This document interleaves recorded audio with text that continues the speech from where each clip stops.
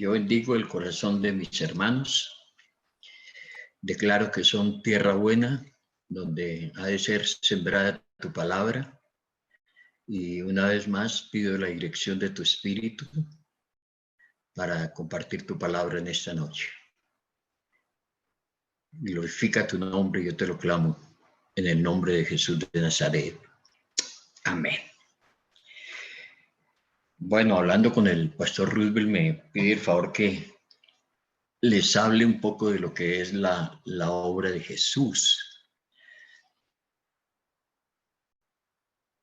Puesto los ojos en Jesús, el autor y consumador de la fe. Y por eso entonces es bueno que en esta noche meditemos un poco sobre la obra y la persona de Cristo. La idea es que esta noche hablemos un poco sobre lo que es Cristo crucificado y mañana hablemos un poco sobre ese Cristo resucitado. Pero quiero introducirme en esta noche y les invito, mis amados hermanos, para que abran la palabra en Mateo capítulo 16. Y vamos a leer del versículo 13 al versículo 16. Dice así la escritura: viniendo Jesús a la región de Cesarea de Filipo, preguntó a sus discípulos diciendo: ¿quién dicen los hombres que es el Hijo del Hombre? Ellos dijeron, unos Juan el Bautista, otros Elías, otros Jeremías o alguno de los profetas. Él les dijo: ¿y vosotros quién decís que soy yo? Entonces fíjense que aquí hay dos preguntas interesantes, ¿no? Primero, Jesús pregunta: ¿quién dicen los hombres que es el Hijo del Hombre?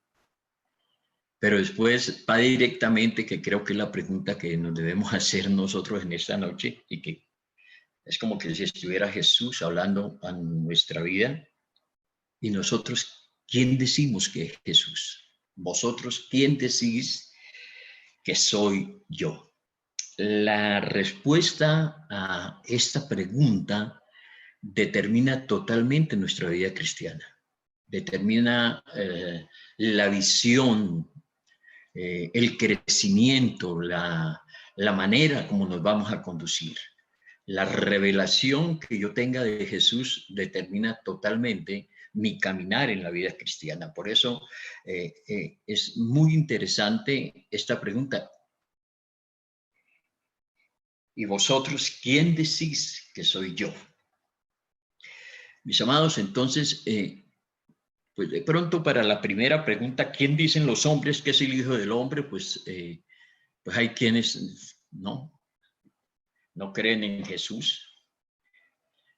Pero la gran mayoría lo tienen como un buen maestro, tienen una referencia del Cristo histórico, y pues no deja de ser para ellos un personaje más, si lo aprecian o no, ya es asunto como de cada cual en ellos. Pero para nosotros, que es lo más importante, los hijos de Dios, es ¿quién decimos nosotros que es Él?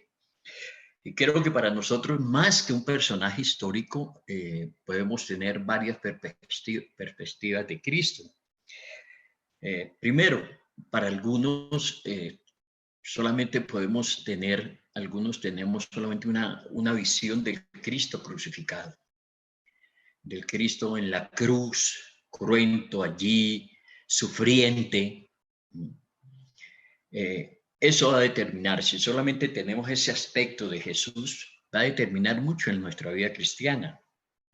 Pero otros van un poquito más allá y tienen presente que Jesús no solamente estuvo en la cruz, sino que se relaciona con el Cristo resucitado, el Cristo glorificado, el Cristo ascendido. Eso también tiene otras implicaciones para nuestra vida cristiana. De eso iremos a hablar un poquito mañana. Pero también puedo tener otro concepto de Jesús,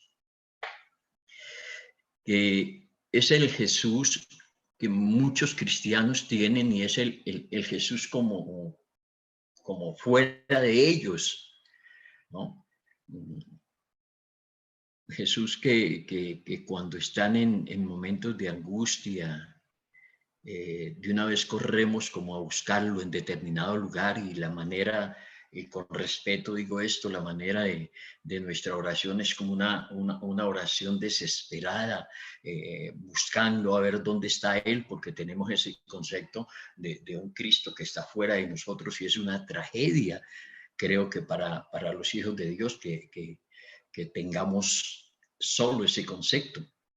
Pero para otros ya no es el Cristo que está fuera de nosotros, sino el Cristo que está dentro de nosotros. El Cristo que nos da reposo, el cual hablaba Pablo, ¿no? Ya no vivo yo, mas Cristo vive en mí, y lo que ahora vivo lo vivo creyendo que Cristo vive dentro de mí. A mí me gusta decirlo de esa manera, ¿no? Ya no vivo yo, más Cristo vive dentro de mí. Cristo vive dentro de mí. Y lo que ahora vivo, decía el apóstol Pablo, lo vivo creyendo que Él está dentro de mí. Y a eso es que me refiero cuando hablo de las diferentes visiones que tenemos de Jesús. Que debemos mirarnos un rato, un momento a nosotros, porque repito, y pues es el tema primordial de la visión, la revelación que nosotros tengamos de Él, va a determinar la manera como nosotros nos conducimos en el Señor, la fe que tengamos, la confianza en Él.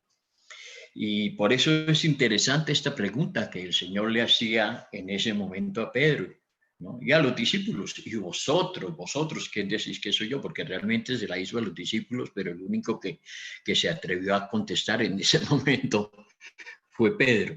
¿A qué voy entonces en este momento, mis amados hermanos?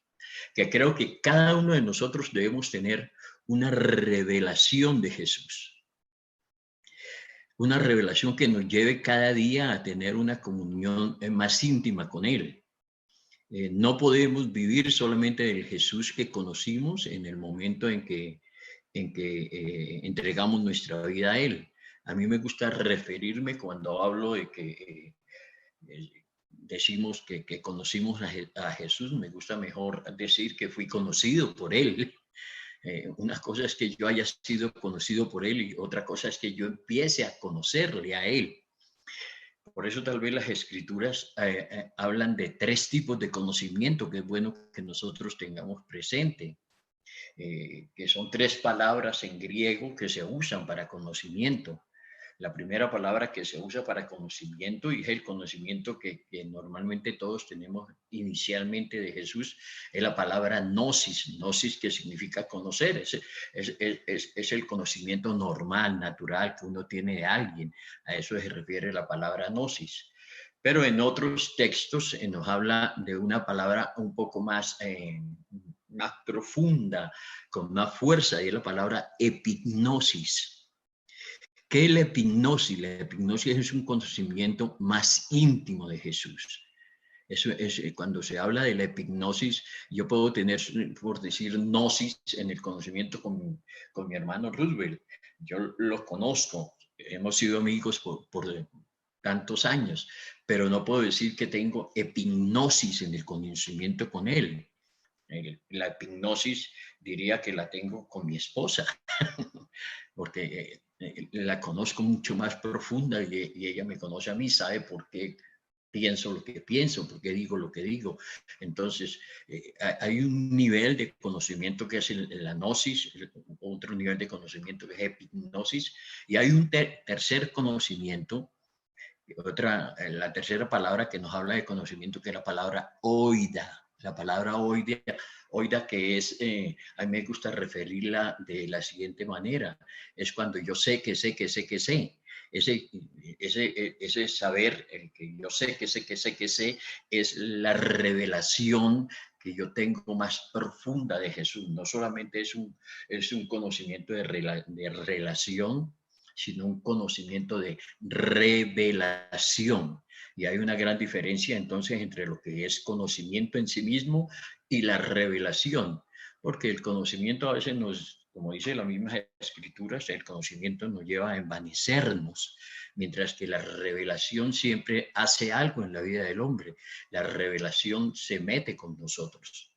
se mete con nuestra vida. Y normalmente la revelación tiene una particularidad. La revelación destruye cosas nuestras por dentro para que ahora, a través de esa misma revelación que tengamos de lo que Dios nos revela, en este caso de Jesús, sea construido lo que el Señor quiere construir dentro de nosotros. Esa es la gran diferencia del conocimiento y la revelación.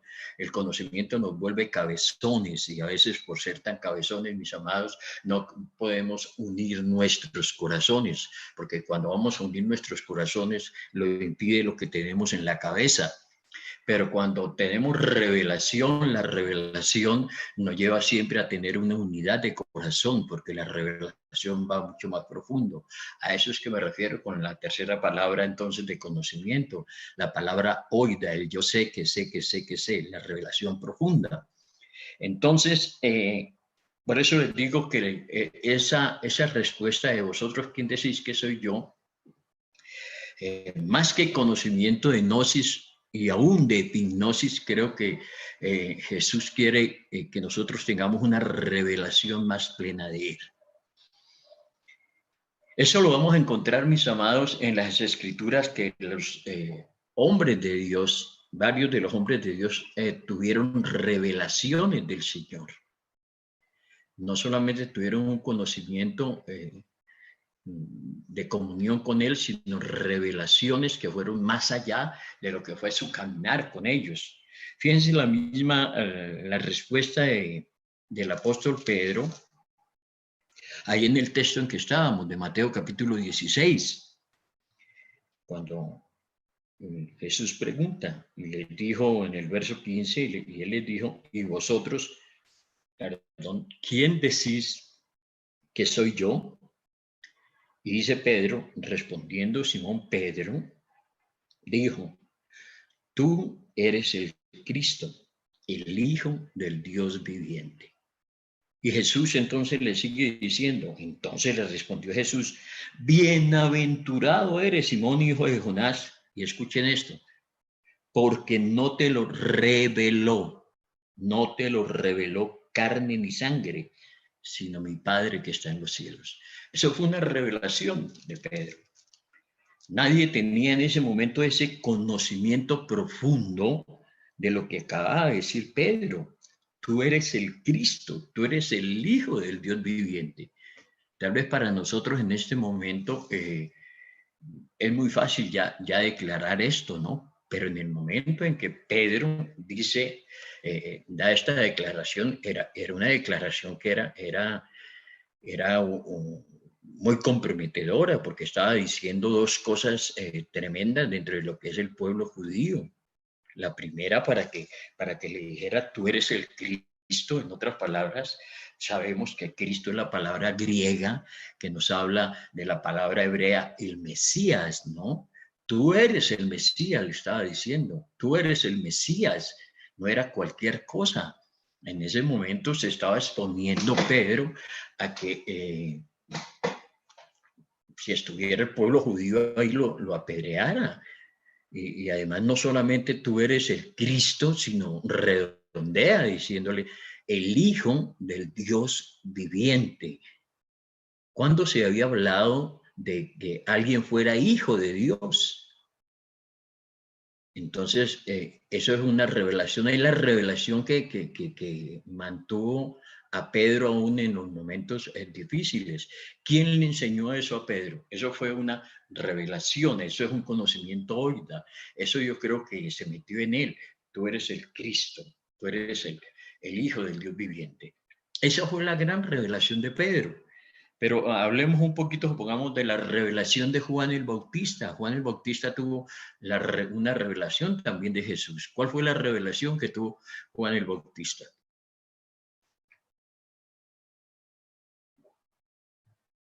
Juan el Bautista lo encontramos ahí en Juan capítulo 1, versículo 29.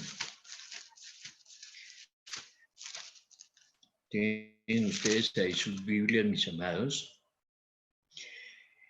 Y dice así en Juan capítulo 1, versículo 29. Dice, el siguiente día vio Juan a Jesús que venía a él y dijo, he ahí el Cordero de Dios quita el pecado del mundo. Eso es, diría un costeño, tronco de revelación. Fue una revelación impresionante. Repito, para nosotros que en este momento ya conocemos las escrituras, pues puede que no le encontremos mayor cosa, y eso que hay tanta profundidad en lo que Juan está diciendo, lo que Juan el Bautista está diciendo allí, pero en el momento en que lo estaba confesando era una revelación tremenda, que pueda decir, he ahí, ese hombre que ustedes ven ahí es el Cordero de Dios. Pensemos en lo que era la mentalidad del pueblo judío en ese momento. Ellos tenían en su cabeza lo que era todo, todo lo que era la parafernalia del perdón de pecados allí, del cubrir los pecados del tabernáculo, el que tenía que estar llevando los corderos, tenía que estar llevando para el sacrificio, que ellos iban y lo presentaban delante del Señor para que sus pecados fueran perdonados. Y ahora este hombre resulta señalando a un hombre, diciéndole, miren, ese es el Cordero de Dios, ese es el Cordero de Dios. ¿Cómo comprender a alguien que no esté señalando a un animal, sino que está señalando a un hombre, y a ese hombre le está diciendo, tú eres el Cordero de Dios? Pero además de estar diciéndole, tú eres el Cordero de Dios, está diciendo, tú eres el Cordero de Dios que quitas el pecado del mundo. Mis amados, nos hemos puesto a pensar qué significa eso, que quitas el pecado del mundo. Él no dijo en ese momento, ahí el Cordero de Dios que perdona los pecados del mundo. Estaba diciendo algo mucho más profundo que el perdón. Y esa profundidad es de lo que, parte de lo que hablamos del Evangelio, de la cruz. Esa sangre de ese Cordero que está señalando en ese momento Juan el Bautista está diciendo, es una sangre que es más poderosa que los corderos que se han venido ofreciendo por tiempos de tiempos. Si nosotros vamos al libro de Hebreos en el capítulo 10,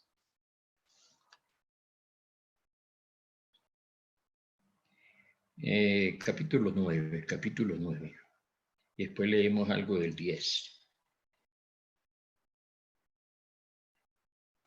Nos vamos a dar cuenta de esta declaración tan tremenda. Vamos a leer Hebreos capítulo 9 del verso 23 en adelante. Viene hablando de lo del tabernáculo, todo esto, y dice el escritor de Hebreos desde el versículo 23 en adelante, fue pues necesario que las figuras de las cosas celestiales fuesen purificadas así, pero las cosas celestiales mismas con mejores sacrificios que estos. Porque no entró Cristo en el santuario hecho de mano, figura del verdadero, sino en el cielo mismo, para presentarse ahora por nosotros ante Dios. Y no para ofrecerse muchas veces, como entra el sumo sacerdote, en el lugar santísimo cada año con sangre ajena, hablando de los corderos.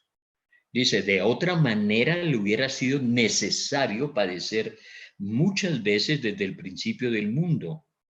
Pero ahora, en la consumación de los siglos, y miren esta declaración, pero ahora en la consumación de los siglos, se presentó una vez para siempre por el sacrificio de sí mismo para quitar de en medio el pecado. Para quitar de en medio el pecado. No dice que solamente para perdonar el pecado. Aquí está hablando de algo más profundo que perdonar el pecado. Está hablando de quitar el pecado. En el Antiguo Testamento había perdón de pecados. Lo que pasa era que el perdón de pecados en el Antiguo Testamento solamente era que la sangre de esos corderos cubrían el pecado, y a causa de eso era perdonado el pecado.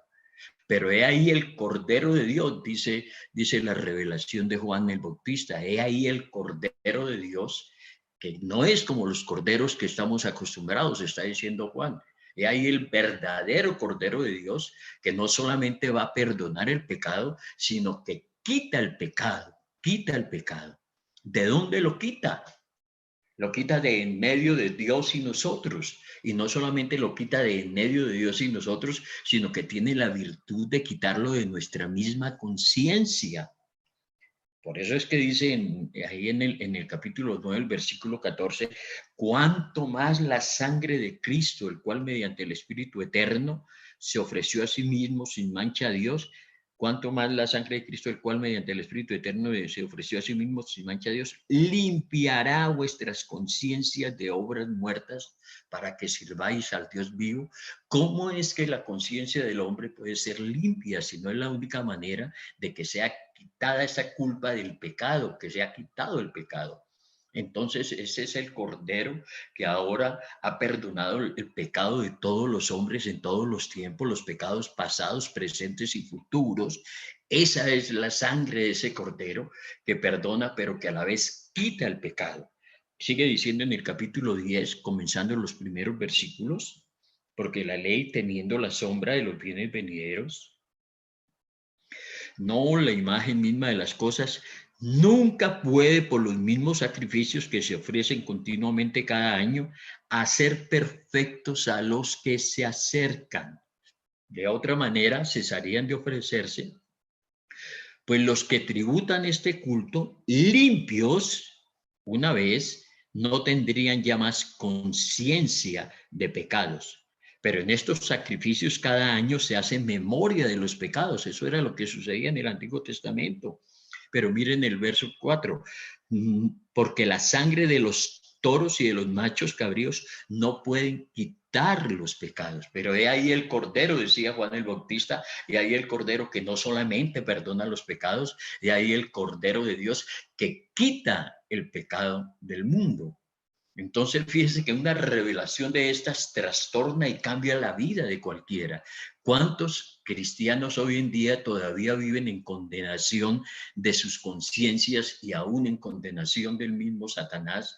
¿Por qué? Porque no tienen claro, he ahí el Cordero de Dios que no solamente perdona, sino el Cordero de Dios que quita el pecado. No solo es el perdón de lo que hicimos en tiempos anteriores o lo que estamos haciendo ahorita o de lo que vamos a hacer, sino que dice es que quita el pecado. Esto para mí es poderosísimo y esa es la revelación que tuvo Juan el Bautista, el Cordero de Dios que quita el pecado del mundo, y por eso entonces el escritor de Hebreos se atreve a decir que nosotros somos perfectos en cuanto a la conciencia. La perfección de la conciencia es aquella conciencia que no tiene ninguna culpa, pero no porque yo la haya guardado, sino porque la sangre de Cristo la ha purificado a tal punto que, como acabamos de leer en el versículo 14, el versículo 14 del capítulo 9, Él limpia nuestra conciencia con una finalidad, que la finalidad es servir al Dios vivo. ¿Cuántos años de pastoreo y de observar a muchas de nuestras ovejas? Y hay momentos de adoración, hay momentos de oración profundos y que ve que hay personas que aman al Señor, pero sin embargo tienen su rostro cabizbajo, su mirada triste. Y yo digo, ¿por qué será? ¿No? Y es que a veces todavía viene la culpabilidad, viene la condenación en sus corazones, y es simplemente la falta de comprender la obra de Cristo en la cruz como el Cordero que quita. Y yo quiero insistir en esa palabra porque lo está diciendo la Biblia, no lo estoy diciendo yo. La Biblia lo dice claramente, que es quitado el pecado nuestro. Por eso delante de Dios en este momento, por el Cordero, ¿sí? A causa de la obra del Cordero, en ese momento no hay ni un solo pecado nuestro delante de la presencia del Señor, mis amados. Si hubiese un solo pecado nuestro delante de la presencia del Señor, no podríamos estar levantando nuestros ojos delante de Él, no tendríamos nosotros la virtud, no tendríamos nosotros la dicha de poder levantar nuestros brazos y nuestros corazones para adorar su presencia. ¿Por qué? Porque la presencia de Dios no admite pecado. La presencia de Dios no admite pecado. Entonces la única manera de nosotros presentarnos delante de Él es a través de esta revelación del Cordero de Dios que quita el pecado del mundo. Esa fue la revelación de Juan el Bautista. Entonces ya hemos visto la revelación de Pedro. Tú eres el Mesías, el Hijo del Dios viviente. La revelación de Juan el Bautista, es ahí el Cordero de Dios que quita el pecado del mundo. Ahora veamos un poquito, meditemos un poquito de la revelación de Juan. Ya no es Juan el Bautista, sino de Juan el Evangelista. Y nosotros encontramos quién le enseñó a Juan cómo comienza él su evangelio, ¿no? Que es una declaración que ha dado para hablar a los filósofos de todas las edades y todavía no dan una explicación de lo que solamente se comprende en la revelación. ¿Cuál fue la revelación de Juan? Cuando escribe: en el principio era el Verbo, y el Verbo era con Dios, y el Verbo era Dios. Este era en el principio con Dios, todas las cosas por él fueron hechas, y sin él nada de lo que ha sido hecho fue hecho. Esa fue la gran revelación de Juan acerca de Jesús, que Jesús era el Verbo, era la palabra, para después caer al versículo 14 y decir que ese Verbo fue hecho carne y habitó entre nosotros. Esta revelación tiene que ver mucho con algo que ahorita vamos a hablar en cuanto a la revelación que tuvo el apóstol Pablo de Jesús. Pero decir que entonces, que en el principio Jesús era la palabra, era el Verbo y estaba con Dios y era Dios y que todo fue hecho por él, eso vuelvo y te digo, son cosas que le han dado vueltas a los filósofos de qué realmente significa esto. Ahorita vuelvo sobre esta revelación. Y por último, la revelación del apóstol Pablo.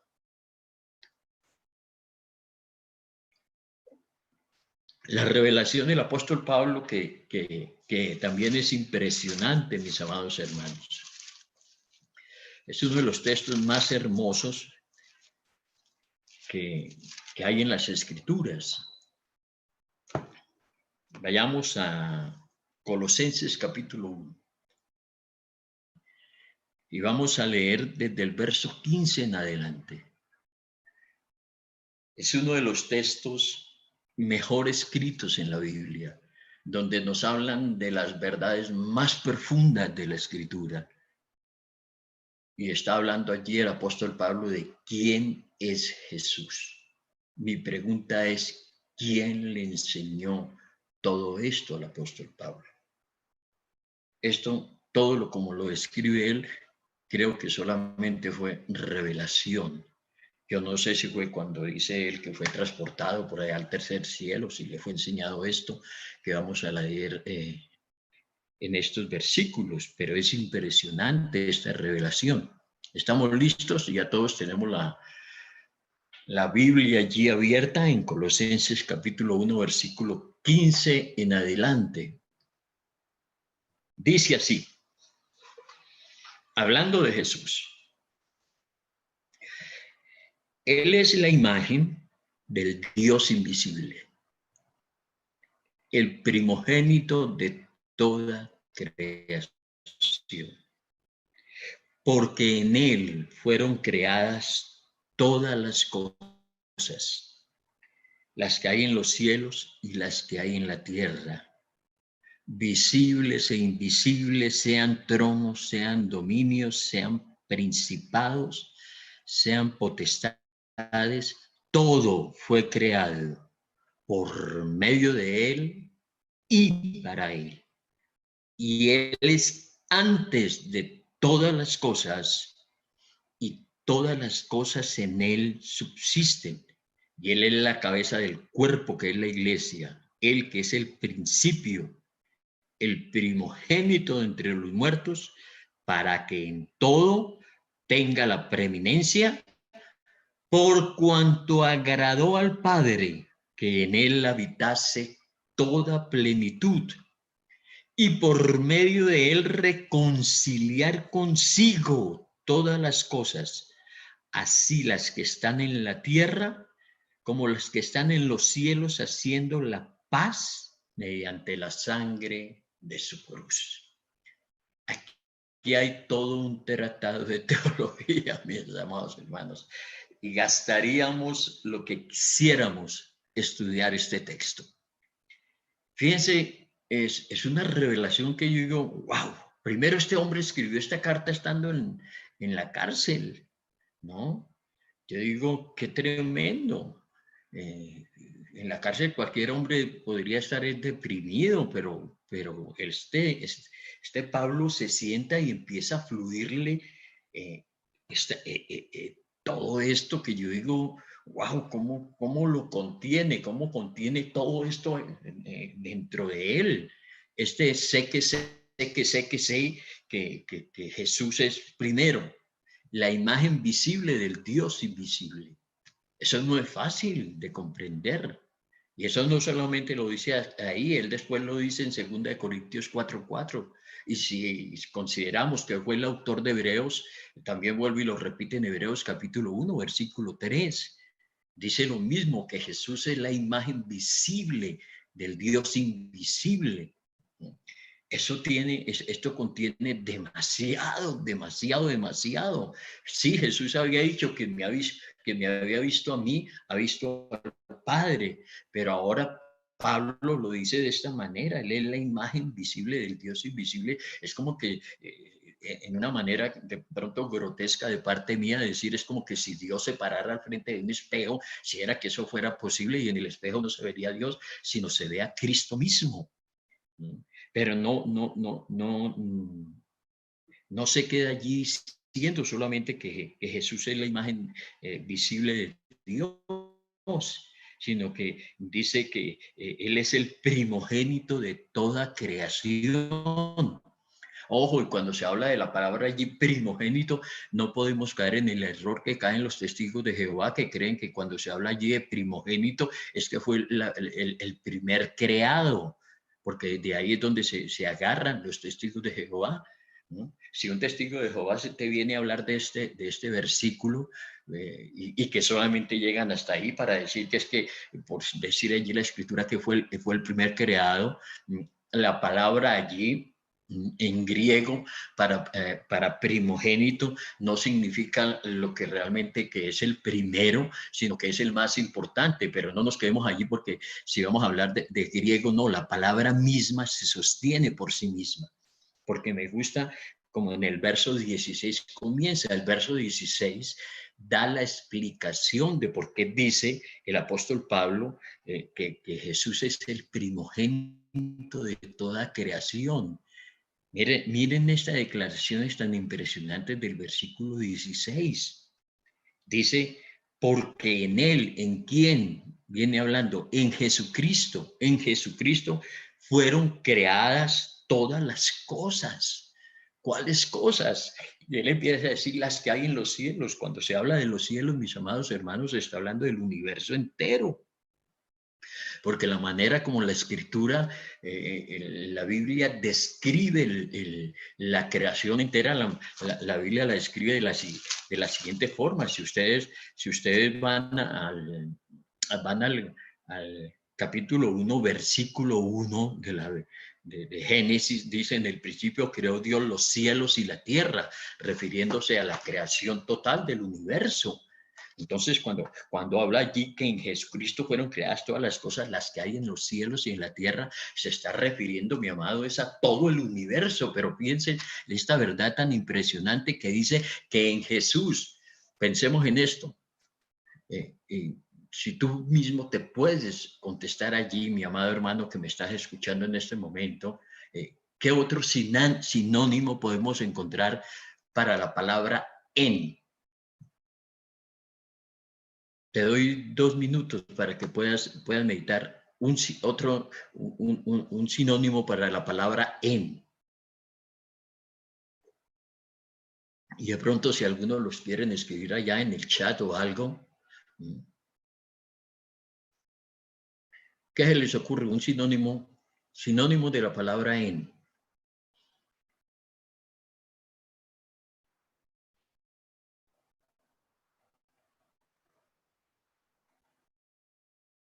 Sí o no que es verdad que a mí se me ocurre que el único sinónimo que yo encuentro para la palabra en es dentro.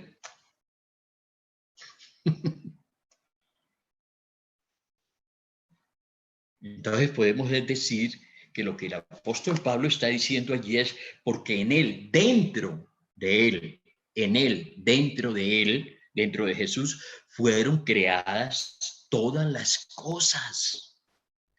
¿Cuáles? Las que hay en los cielos y en la tierra, visibles e invisibles, las que se ven y las que no se ven, mis amados. Esto es impresionante. Sean tronos, sean dominios, sean principados, sean potestades, todo lo angelical, todo, dice, todo fue creado en él, dentro de él. ¿Te has puesto a meditar esto en un momento?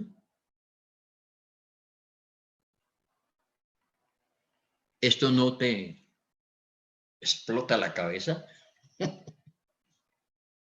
¿Esto no te saca del Jesús que conoces, que es tu Señor y tu Salvador?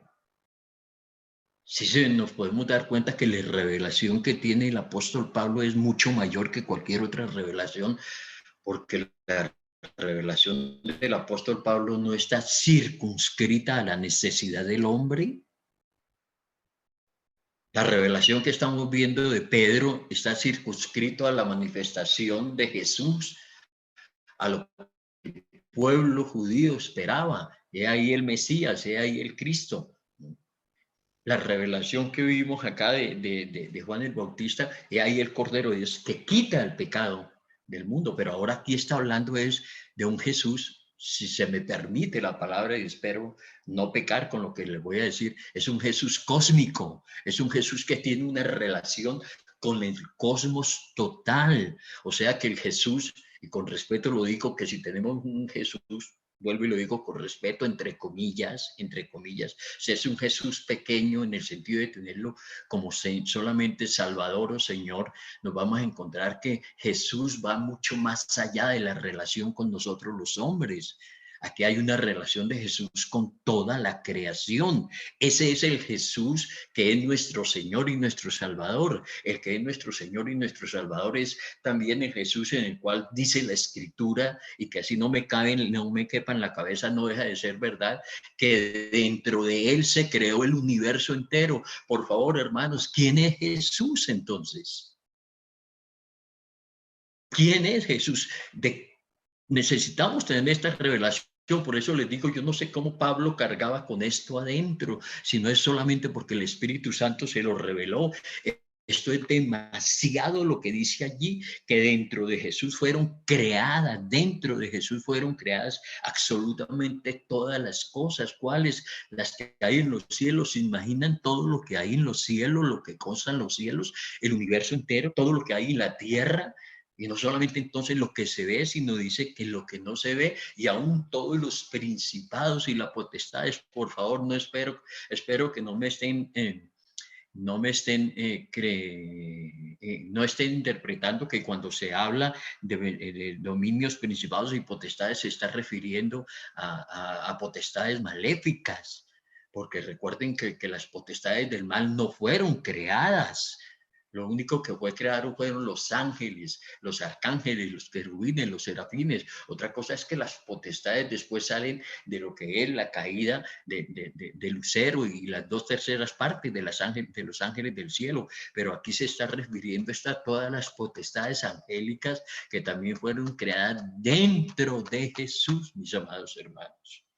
Entonces, cuando yo tengo esto y oro sobre estas cosas y le pido al Señor que me sea revelado estas cosas, yo creo que la fe nuestra entonces se dispara, porque tiene que ser solamente la fe, porque hay cosas que nosotros no podemos comprender en la cabeza. Esto es una verdad que yo no lo puedo comprender aquí en mi mente, pero cuando un cristiano no puede comprender algo en la mente, tenemos que activar nuestro sexto sentido. ¿Cuál es nuestro sexto sentido? Que es la fe. Cuando nosotros activamos la fe, o algo que no comprendemos en la cabeza se posa en nuestro espíritu y nuestro espíritu explota y no hacemos. Entonces lo que tenemos es que adorar y alabar a aquel que es grande y poderoso, en el cual está incluido toda la creación. Esto es poderoso, mis amados, porque en él fueron creadas todas las cosas, las que hay en los cielos, las que hay en la tierra, visibles e invisibles, sean tronos, sean dominios, sean principados, sean potestades. Y ahora mire lo que sigue diciendo para terminar en el versículo 16 de todo esto. Miren lo que sigue diciendo en el versículo 16. Todo, ¿qué es todo? Lo que acabamos de leer anteriormente, lo que hay en los cielos, lo que hay en la tierra. Dice, no solamente fue creado dentro de él, sino que ahora dice, todo fue creado por medio de él. Todo fue creado por medio de él. Todas las cosas que existen, el universo entero fue creado en Jesús, pero no solamente fue creado dentro de él, sino fue creado por medio de él. ¿Cómo entendemos que todo fue creado por medio de él? Ahí es cuando unimos la revelación entonces que acabamos de decir del apóstol Juan, que por eso es que Juan también en el capítulo 1, versículo 1, dice lo que dice, ¿no? En el principio era el verbo y el verbo era con Dios y el verbo era Dios. Este era en el principio con Dios y escuchen el verso 3 y nos vamos a dar cuenta que parece mucho a lo que estamos leyendo. Capítulo 1, versículo 3 de Juan. Todas las cosas, ¿cuáles cosas? Son las mismas que está hablando Pablo. Todas las cosas por él fueron hechas. ¿Por quién? Por el verbo. Y sin él, sin el verbo, nada de lo que ha sido hecho fue hecho. ¿Y cómo entendemos que todas las cosas fueron hechas por el verbo? Pues vamos cuando nada había sido creado. Nos vamos al comienzo en Génesis, cuando la Escritura narra que nada ha sido creado. ¿Y qué fue lo que Dios hizo para crear las cosas? La manera como Dios creó las cosas, y dijo Dios, sea la luz, sea la luz. Fue hasta cuando Dios habló, fue hasta cuando salió el verbo de la boca de Dios, fue hasta cuando salió Jesús como verbo de la boca de Dios, que las cosas empezaron a ser hechas. Por eso todo, absolutamente todo ha sido hecho por la palabra de Dios, por el verbo. Entonces, en las maneras como medio nosotros podemos entender esas grandes verdades de Jesús. Pero yo le pido al Padre que podamos ver un poquito de lo que el apóstol Pablo veía en estos textos, nos escribían estos textos de Colosenses, y termina diciendo, ¿no? Todo fue creado por medio de él, y ahora dice, y para él, y para él. Todo el universo fue hecho para expresar a Jesús. Todo el universo fue hecho como herencia para Jesús. Todas las cosas que existen fueron hechas para él. Por eso es que la Escritura también entonces nos declara que Jesús es el heredero absolutamente de todo, mis amados hermanos. Entonces, si nosotros vamos a Hebreos capítulo 1, nos vamos a encontrar que se parece mucho a lo que estamos leyendo.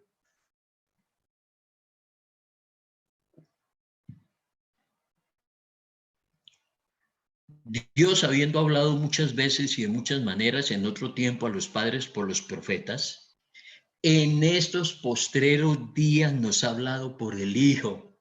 Y miren lo que dice aquí, a quien constituyó heredero de todo. Esa es la misma idea que Pablo está escribiendo. Todas las cosas fueron hechas para él. Aquí dice, a quien constituyó heredero de todo. Y vuelve y dice lo que acaba de hablar el apóstol Pablo. Y por quien asimismo hizo el universo. Nos damos cuenta entonces que todo el universo fue hecho por Jesús. Y ahora dice, el cual siendo el resplandor de su gloria, ¿se dan cuenta? No es lo mismo que dice que él es la imagen invisible del Dios, la imagen visible del Dios invisible, el cual siendo el resplandor de su gloria y la imagen misma de su sustancia. Y quien sustenta todas las cosas con la palabra de su poder, habiendo efectuado la purificación de nuestros pecados. Con todo el respeto, yo sé que me están escuchando personas de varias denominaciones, solamente es una opinión personal. A causa de estas similitudes es que yo creo, esto es personal, que yo creo que el autor de Hebreos es el apóstol Pablo, porque esa revelación de Colosenses capítulo 1, del 15 al 17, es la misma revelación que encontramos en Hebreos capítulo 1, del 1 al 3. Pero sigamos leyendo de este verso 17 del capítulo 1 de Colosenses, que es la revelación que tiene el apóstol Pablo de Jesús. Dice, y Él es antes de todas las cosas, y miren esta declaración, y todas las cosas en Él subsisten. Otra versión dice, todas las cosas en Él, en Jesús, todas las cosas, por favor, todas las cosas, las que hay en los cielos, las que hay en la tierra, visibles e invisibles, todas las cosas en Jesús subsisten. Y otra versión dicen, en Jesús permanecen en orden. Ese es el gran descanso que uno tiene si conoce esta revelación de Jesús. Puede estar sucediendo lo que esté sucediendo, mis amados hermanos, pero aquí dice la Escritura que todas las cosas en Él subsisten, o todas las cosas en Él, en Jesucristo, todo, absolutamente todo, permanece en orden. ¿Por qué? Porque dentro de Él fueron creadas todas las cosas. En Hebreos dice que por la palabra de su poder todo permanece en orden. Esto es hermoso. Para después relacionarlo entonces no solamente a Jesús con toda la creación, sino que en el verso 18 sigue con la revelación que uno no se la encuentra ni al apóstol Juan, no se la encuentra ni al apóstol Pedro, para hablar de que Jesús ahora es la cabeza del cuerpo que es la iglesia. Eso solamente le fue revelado a Pablo, el misterio de la iglesia, porque sabemos que la iglesia es el misterio escondido por los siglos y las edades. Es la cabeza del cuerpo que es la iglesia, Él que es el principio, y ahora dice el primogénito de entre los muertos. ¿Para qué? Para que en todos tenga la preeminencia, como dice, para que en todos sea el primero. Y termina entonces en el verso 19, por cuanto agradó al Padre que en Jesús habitase toda plenitud. Qué tremendo, mis amados. Por eso vale la pena estar orando y tener vida de oración, para que pasemos de la gnosis a la epignosis y de la epignosis a la oida en el conocimiento de Jesús.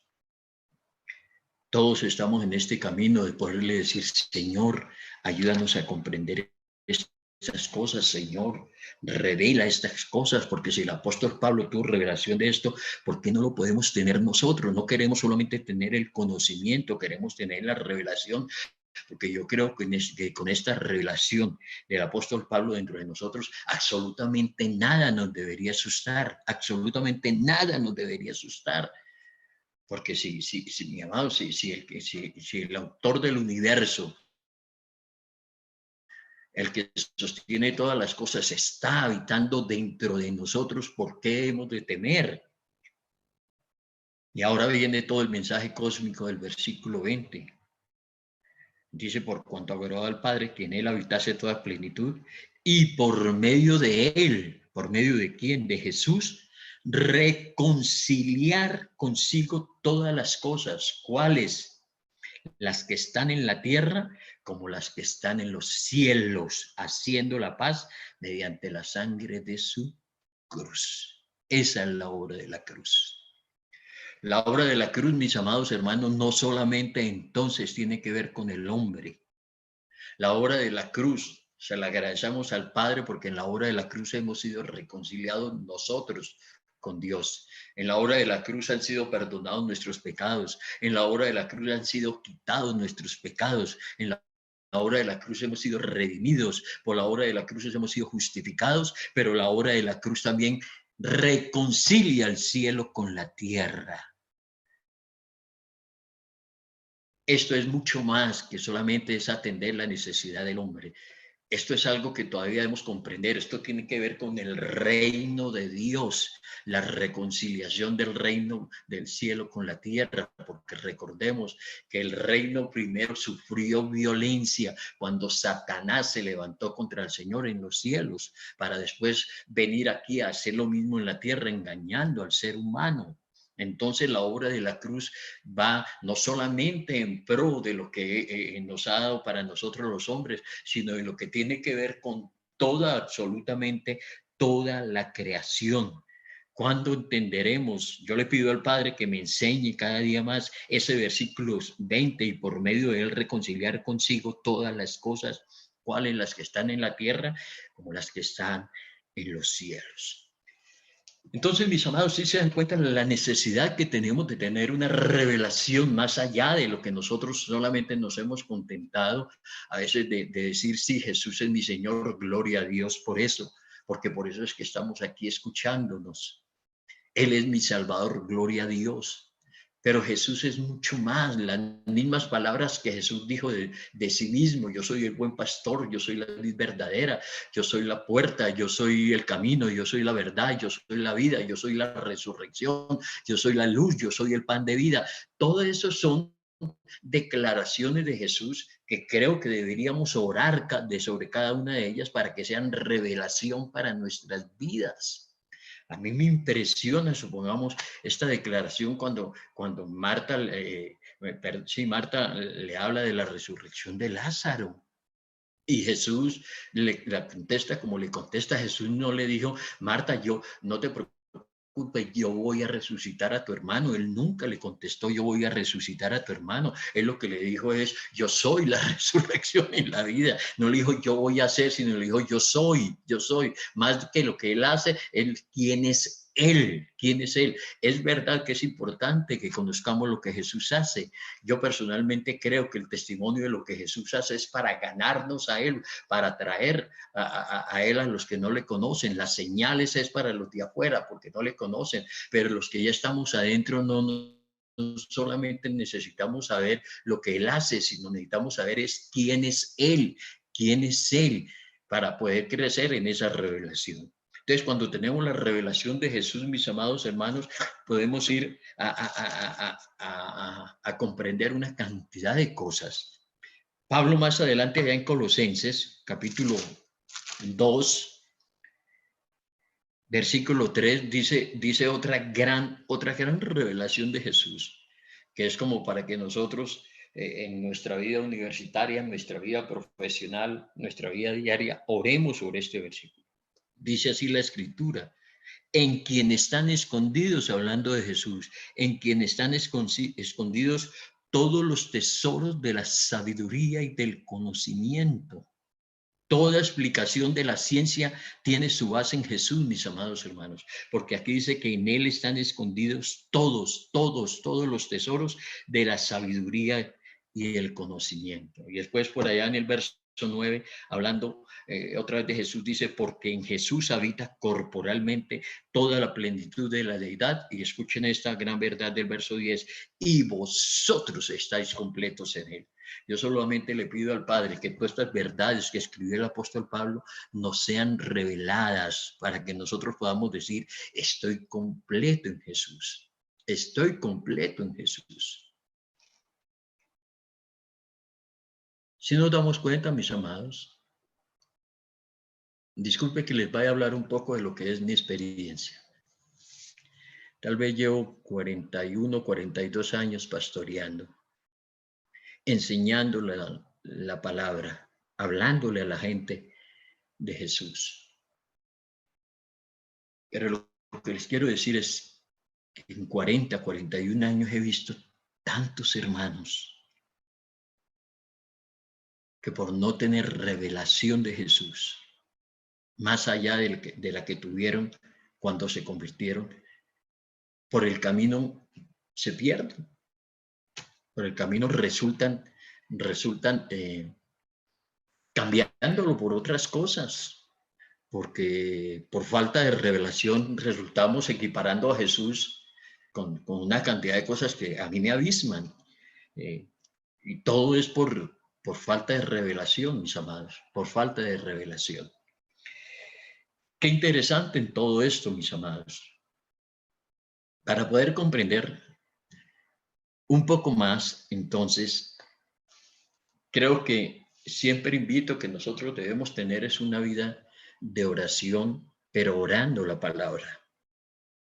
Tenemos que aprender a orar la palabra. Y entiendan, no les voy, no, en ningún momento digo que la oración de petición por nuestras necesidades o por tantas cosas que hacemos, claro que eso forma parte de nuestra oración, pero creo que deberíamos pasar más tiempo creciendo en el conocimiento de Él. El apóstol Pablo decía que él oraba para que tuviéramos espíritu de sabiduría y de revelación en el conocimiento de Él. Y creo que debe ser lo que nos debe mover a nosotros, siempre estar orando, Señor, danos espíritu de sabiduría y de revelación.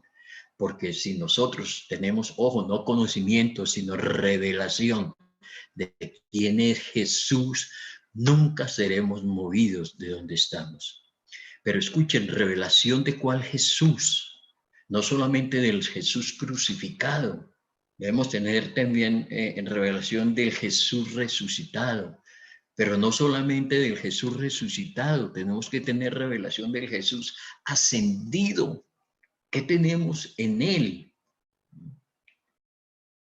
Les digo, no la revelación del Cristo que sí está por allá, no, sino del Cristo que me habita, del Cristo que está dentro de mí, Cristo dentro de mí, dice el apóstol Pablo también ahí en Colosenses, Cristo en mí, Cristo dentro de mí, la esperanza de gloria, ya no vivo yo, más Cristo vive dentro de mí, Cristo dentro de mí es el reposo total.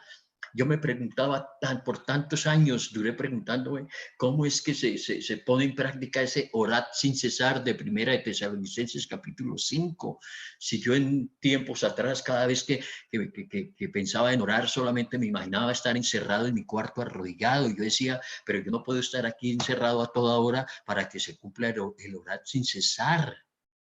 Hasta cuando vino la revelación vívida, no el conocimiento de Cristo habitando dentro de mí, entonces comprendí que es ese orar sin cesar a todo momento. Estoy allí con Él a todo momento. ¿Por qué? Porque Él nos habita, es una realidad que nos habita a través de la persona del Espíritu Santo. Entonces, mis amados, el Cristo crucificado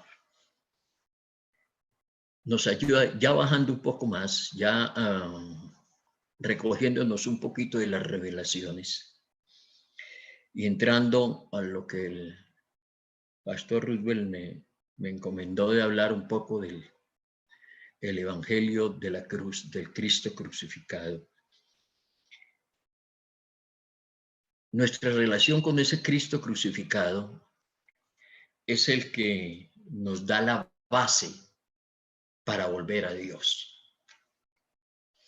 Tal vez algunos de ustedes, en alguna oportunidad estuve compartiendo la palabra allí donde el pastor Roosevelt, y a mí me gusta comprender un poco lo que es la vida cristiana, asemejándola con circunstancias de la vida. Yo siempre he tratado de comprender la vida cristiana de la siguiente manera, para poder comprender la obra de Jesús. Yo he comparado la vida cristiana, es como cuando tú vas en tu carro, en un carro, mi amado hermano, y te pasas el semáforo en rojo. Y al pasarte en semáforo en rojo, la justicia cae sobre ti, ¿no? Eso es lo que es el pecado. Y entonces, indudablemente, a causa de pasar el semáforo en rojo, tú tienes que pagar una pena, que es lo mismo que sucede con el hombre a causa de nuestro pecado. Tenemos que pagar algo que dice la Escritura, ¿no? Quedamos en deuda con el Señor, como lo dice también ahí en Colosenses capítulo 2, versículo 14, que tenemos un acta de decretos que fue levantada contra nosotros. Y es lo mismo, cuando tú te pasas el semáforo en rojo, te viene la sanción, te viene el parte, tienes que pagar, quedas en deuda con la justicia. Eso fue lo que sucedió con el hombre cuando pagó, quedó en deuda con la justicia de Dios. Pero no solamente entonces cuando tú te pasas en semáforo en rojo quedas en deuda con Dios, sino que a causa de pasarte el semáforo en rojo, pues te chocas y quedas mal dentro de ti mismo. Se te parte todo a causa del mismo accidente. ¿Por qué tomo este ejemplo? Para hacerme entender hoy y mañana un poco. El Cristo crucificado tiene que ver con el parte que debo pagar, con satisfacer la justicia de Dios, con vindicar la justicia de Dios. Cristo en la cruz hace por nosotros lo que nosotros no podemos hacer por nosotros mismos para ponernos en paz con Dios. Nuestros pecados no podemos nosotros pagar por nuestros pecados. Cristo en la cruz lo que hace es entonces que vuelve al hombre a Dios, nos arregla nuestra situación delante de Dios, mis amados hermanos. Cristo en la cruz satisface las demandas de Dios. Cristo en la cruz es nuestro sustituto. Lo que yo no puedo hacer, Él lo hace por mí. Lo que Dios exige y que yo no puedo darle, entonces Jesús se presenta por mí y carga con todos mis pecados y satisface la justicia de Dios. Eso es todo lo que Jesús hace en la cruz. Por eso es que es tan tremendo. Nos pone en una condición para poder relacionarnos nuevamente con Él. Allí el principio que se aplica para poder comprender es el principio de la identificación. En Cristo, nosotros somos identificados con Cristo en la cruz del Calvario. Cuando Él muere, nosotros somos identificados con Él. Juntamente morimos con Él, mis amados hermanos. Cristo en la cruz es lo que me da la posición delante de Dios. Cristo en la cruz es lo que me da mi aspecto legalmente a causa de lo que Jesús hizo. Esa legalidad es la que me permite que yo pueda estar y que tú puedas estar tranquilo delante de Él. Entonces, la identificación es cuando nosotros estamos en Cristo. Nosotros en Cristo. Eso es identificación. Nosotros en Él, cuando Cristo muere, entonces como nosotros estamos en Él, morimos juntamente con Él en la cruz. Cuando Cristo resucita, entonces resucitamos juntamente con Él. Entonces ese es el principio de la identificación. Con Cristo entonces fuimos juntamente crucificados. Esa es la verdad de la cruz. Fíjese que en la cruz hay dos aspectos importantes. En la cruz, mis amados hermanos, son perdonados los pecados y son quitados los pecados del medio. Pero es que resulta que no solamente el problema nuestro son los pecados que cometimos, sino el problema nuestro somos nosotros mismos. Tal vez muchos de nosotros ya nos hemos dado cuenta que decimos, bueno, pues esto no puede ser solamente así, porque yo vivo pecando y pecando y pecando, entonces llega el momento en que yo me doy cuenta que mi problema no solo es los pecados que yo cometo, sino que yo soy una máquina de pecar. Somos una máquina de pecar. Entonces, por eso dice la Escritura que todo es arreglado cuando Cristo nos crucifica juntamente con Él. ¿No? Con Cristo estoy juntamente crucificado, decía el apóstol Pablo. Ya no vivo yo más, Cristo vive dentro de mí. Y de recibir esta revelación de nosotros estar juntamente crucificados con Cristo es para hacerme ver entonces una gran verdad, mis amados hermanos, que a veces los cristianos no nos terminamos de convencer. ¿Cuál es la gran verdad en la cual nosotros no nos terminamos de convencer? Que no tenemos esperanza alguna, mis amados hermanos. Que el pecado del hombre, la caída del hombre, ¿sí?, causó tanto daño en nosotros que no hay esperanza para el ser humano. Que no hay esperanza y el ser humano quedó tan mal, mis amados hermanos, que ni el mismo Dios lo puede arreglar, nos puede arreglar. Tal vez ustedes están diciendo, ¿qué estás diciendo, pastor? Si es verdad, el ser humano quedó tan mal que ni Dios nos puede arreglar. Entonces, ¿sabe qué fue lo que Dios decidió? Como no tenemos arreglo, decidió matarnos juntamente con Cristo en la cruz. Decidió crucificarnos en la cruz. Y por eso el único arreglo para el ser humano es que nazca de nuevo, que nazca de nuevo. Esa es la razón que nosotros necesitamos, es nacer de nuevo, porque quedamos tan mal que no hay esperanza alguna. Pero cuando nosotros no tenemos esta revelación de la crucifixión, que hemos tenido juntamente con Jesús, todavía guardamos esperanza de buscar algo bueno en nosotros por el cual presentarnos delante de Dios. Pero el día que yo tengo la revelación que tuvo el apóstol Pablo cuando viéndose a sí mismo, llega un momento en que grita y dice, miserable de mí, ¿quién me librará de este cuerpo de muerte? En ese momento tengo que voltear mis ojos a ese Jesús, a ese Cordero, y decir, gracias doy a Dios por Jesucristo hombre, gracias Padre. Y ahí entonces es cuando me doy cuenta que Él es mi todo, ¿sí? Para relacionarme con Dios. Gracias por Jesús en la cruz del Calvario. Ahí es cuando me doy cuenta entonces que la obra de Jesús me justificó delante de Dios, que ahora entonces no solamente ha perdonado mi pecado y quitado mi pecado, sino que delante de Dios ahora es como que si yo nunca hubiera hecho nada. Delante de Dios yo soy recto. ¿Por qué? No en mí mismo, es porque ahora el Padre no me mira a mí, sino que mira a Cristo dentro de mí y mira a Cristo dentro de ti, mi amado hermano. Entonces estas son las gran verdades de la cruz. El apóstol Pablo lo resume de una buena manera en 1 Corintios capítulo 30 y versículo 1, capítulo 1, versículo 30. 1 Corintios capítulo 1, versículo 30, cuando dice, mas por él estáis vosotros en Cristo, ¿no? ¿Qué es lo que les digo? Cuando hablamos de Cristo crucificado, es nosotros en Cristo.